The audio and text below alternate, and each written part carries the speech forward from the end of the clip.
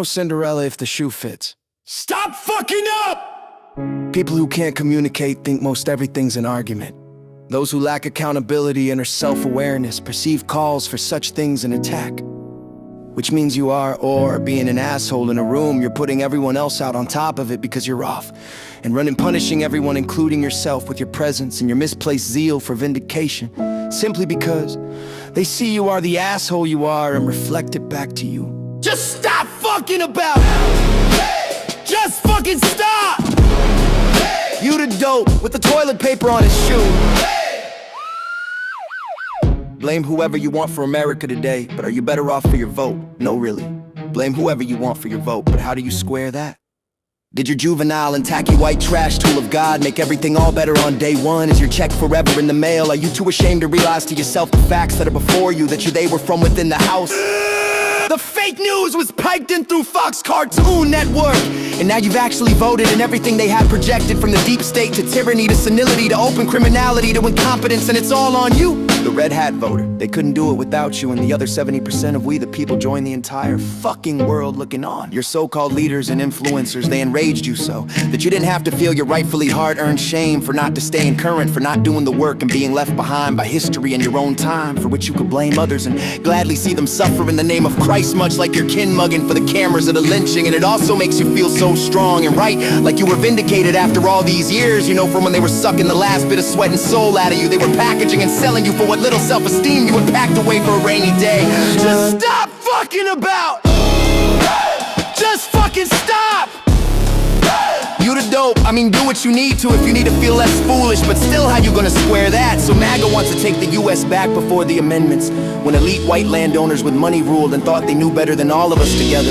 Apparently that's debatable, but if you were not in that cracker box, but you're okay with this, then do we ever need to talk? What's my point is, when these good old folks back in them hills realize what fools you've taken them for, you're gonna reaffirm their low self-esteem by proving once again how they've always been taken unto advantage of. You're gonna anger some to become more isolated and dug in and drug-addled, to become even more resistant to growth or change or revolution or new thought or new tricks. You're gonna turn them into trolls, and unlike all the other MAGA-influenced people who so far taking pot shots at you dickheads, these good old boys know what they're doing. And that's what I'm saying. We'll never underestimate a country boy. They say you've been preaching hate in the name of Christ, and they come back to their true values. There will be a reckoning. There will be a reckoning that I can't even. There will be a reckoning that I can't even imagine. And they're my neighbors. Hail to prayers. They will want to make things right because they think they're doing that now. Good old boys taking risks, and it is paying off. If that's not country, I don't know what is. Yeah, my songster vocal heroes roll the tender melodic masters of Bob Dylan, like Leon Russell, Lifesaver Neil Young, Funmeister Ian Hunter, Iggy Pop, Van Morrison on a Bad Day, Tiny Tim and Leo Kottke with Keith Richards, Tom Waits, George Burns, Groucho Marx, and to name a few. Let's go. I have not had a personal agenda since 1979, when I made a simple prayer to do God's will, and in that time my theater has grown and evolved from stage to street to university, is digital to the internet, and has always been based on clown societies, an absolute appreciation for a true mirror with an accurate reflection.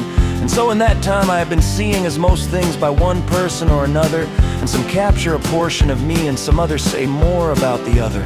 But I will say, addressing the last few generations who've grown up stranger danger like orchids indoors, hyper-stimulated, hyper-centralized, hyper-sexualized, adrenal burnout, but no real tactile memory of a rocket-healthy childhood. But as an older casual surviving citizen, the lifetime of studying human nature and 30-some years as a physical and mental and spiritual therapist, it does come occasionally to mind for me to point out that y'all are uptight.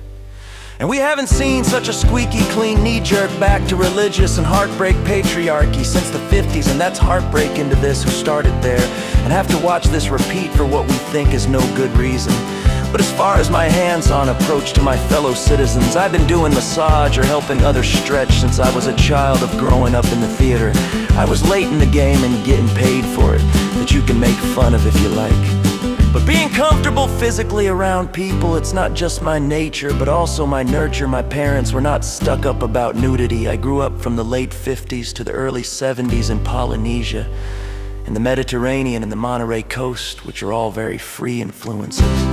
Coming back from Malta in the 4th grade to Norfolk, Virginia, and making new friends and giving them a big hug.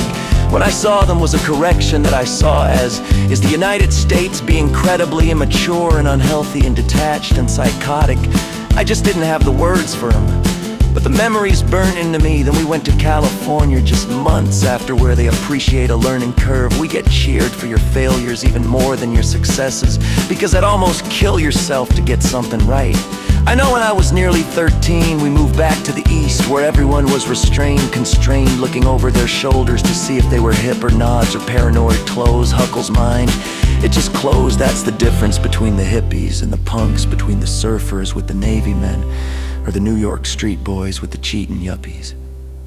In any case, I'm not something over-sensual anomaly. I'm an alive human being with very few hang-ups, and fewer as I update my files. By 70, I'll just be a ball of light.